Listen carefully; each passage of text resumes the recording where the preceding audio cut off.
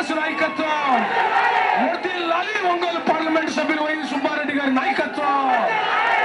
జోహార్ కొట్టిపాటి నరసయ్య, జోహార్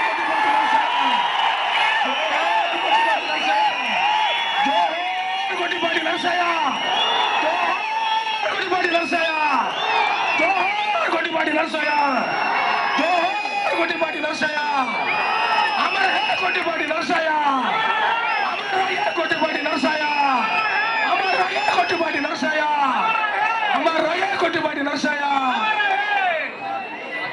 మాజీ మచిలీపట్నం మాజీ శాసనసభ్యులు పేరు నాని గారు.